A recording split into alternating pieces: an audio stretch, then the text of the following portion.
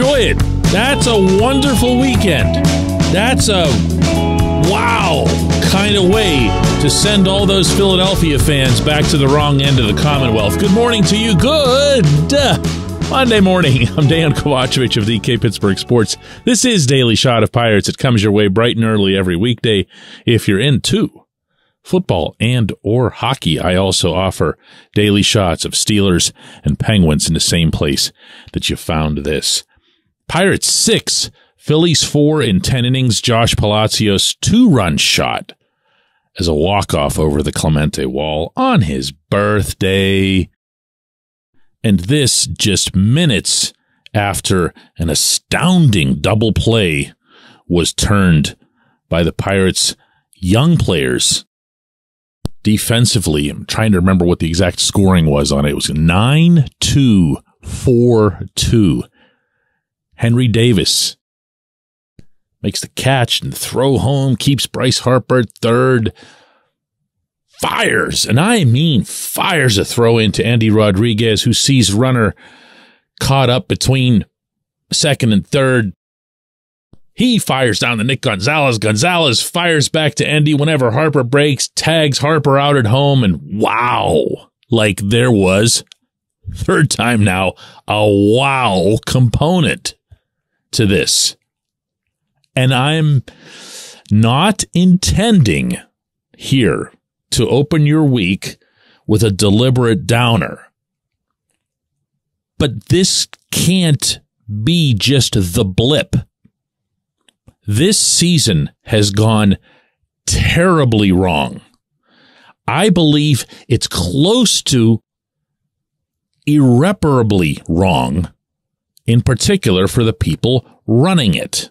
And I'm going to explain what I mean by that and why I'm coming in with this kind of note after all of the, happy, joy over the weekend. Since the 20-8 start, the Pirates have been an unmitigated disaster. 27-50, sustaining essentially the same winning percentage they've had in the first 3 years under this front office, when it was at least reasonably somewhat expected.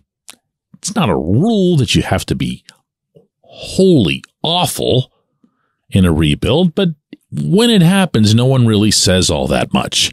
Well, this is year 4, and the level of play since the end of April has been enough that if we're all being honest here, and that would have to include, in fact, it would have to really isolate on Bob Nutting and Travis Williams, this is not progress.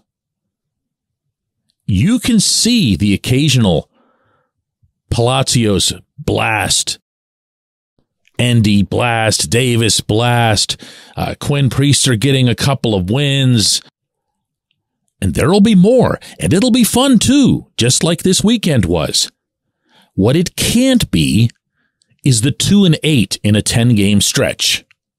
What it can't be is the 8-20 in a month-long stretch. What it can't be is more and more and more symptoms of an underlying cause that's had this team not only losing this entire time, but also ranking at or near the bottom in almost every significant individual and team statistical category. They're one of the worst hitting teams. They're one of the worst pitching teams. They're one of the worst fielding teams since the end of April. That is not progress. That is not cause for faith in anyone running the baseball operation. It just isn't. Because what happens when you see these wonderful glowing exceptions to the rule, it just serves to remind you that after 4 years, yeah, they actually have a handful of players who look like they've got some promise. And they're here at PNC Park. They're not filling the rankings anymore. They're not Baseball America mythology anymore. They're right in front of our eyes.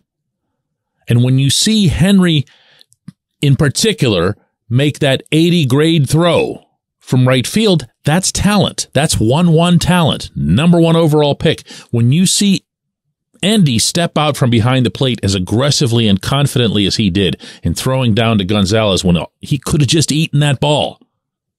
When you see Gonzalez take that ball and throw it back, not really with all of his might, it was more of a, I just need to get this ball where it needs to go. That's talent. That's potential. Of course, I'm giving you a bunch of their very, very top prospects. All 3 of those guys, actually. So what happens if in the months of August and September, you don't see any kind of continuation from these kids, or even for that matter, from some of the older players? What if you don't see production from Brian Reynolds, from Brian Hayes once he gets healthy, which should be very soon? What if you don't see Roansy Contreras and Luis Ortiz back in the majors? What if you don't see Johan Oviedo continue to take steps, small steps, but they've been steps over this summer? Who's at fault? What's at fault? This is year 4. And it's not okay to say, hey, everybody, look, we're starting the kids now. This is when everything gets going here. This is it. This is our actual line of demarcation. No, it's not, because you've had the same GM. You've had the same evaluators. You've had the same development people in the minors. You've had the same manager. You've had the same on-field coaches at the major league level. And you have not seen consistent, broad progress in this organization. It's not enough to circle Palacios doing what he did yesterday.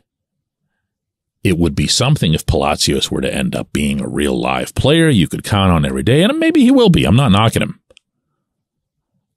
But this isn't a crutch for anyone.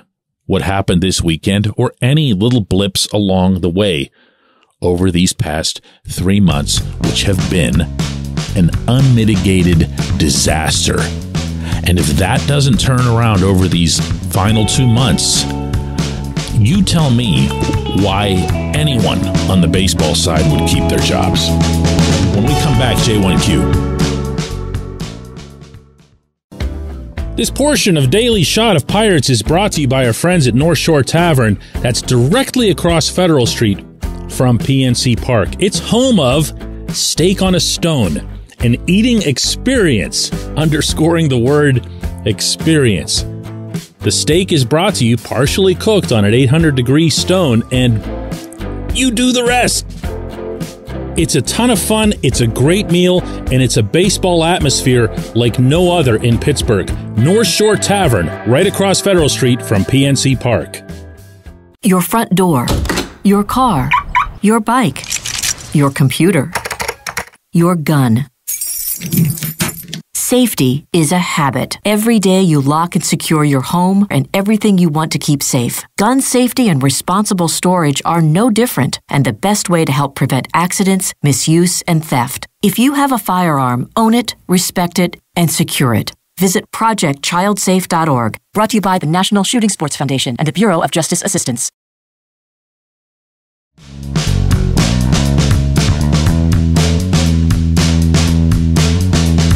Today's J1Q comes from Ken, who asks, DK, when Major League Baseball's owners commit to huge player contracts and that huge contract player gets hurt, are their salaries underwritten by insurance, or are the owners on the hook for 100%, even though that player hasn't swung a bat? Ken, the answer to that, and actually this applies across all sports, not just baseball, is it's the team's decision, first of all, which contracts they'll insure and which contracts they won't.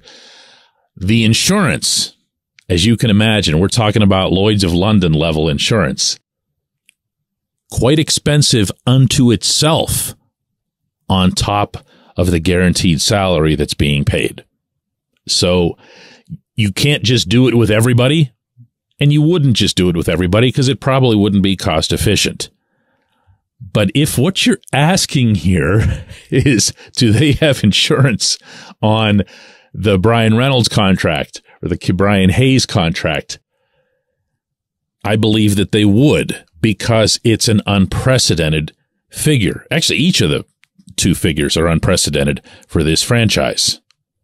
And if something were to go really wrong for either player, and I don't even like talking about this kind of stuff, but if, really hurt, really sick, something like that, yes, you've got to have insurance. You've got to have something that comes in and helps you to incur the cost. So be relatively certain that they've got that insurance. Now, if you're asking it based on performance, if you're asking it based on, can they cut Reynolds or cut Hayes if things don't go, of course not.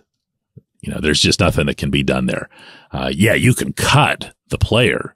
You can put the player on waivers, and they can float out there. We've seen this many times over the years, a massive contract just kind of floating there on waivers. And any team that picks up that player, well, they'd be nuts, because chances are that player is completely incapable of living up to the terms of that contract. And also, if they wait for the player to inevitably clear waivers, they can have that player for a virtual song, while the original team is on hook for about 99% of that player's salary. Now, I don't mean to presume that you were referring to Reynolds or Hayes, but there's just no other possibilities for examples on this roster. It is something worth weighing, though, toward the future. When Hayes was signed on that opening day in St. Louis, it was party time. I mean, people were just, wow, can't believe they finally signed somebody. Now go do Reynolds. Now go do Reynolds. Well, it took a year, but then they went and they did Reynolds after one of the greatest weeks we've ever seen an individual have in a Pittsburgh uniform. And Reynolds hasn't done much since then. And again, yes, I know he had a nice weekend, but he can't be a blip, and Key can't be a blip. And if they're both blips, and everybody else who's on the roster who's holding a bat doesn't produce, doesn't come through with anything close to what you have already decided is their potential, then you've got a development/instructional problem. I appreciate the question. I appreciate everyone listening to Daily Shot of Pirates. We'll do another one of these tomorrow.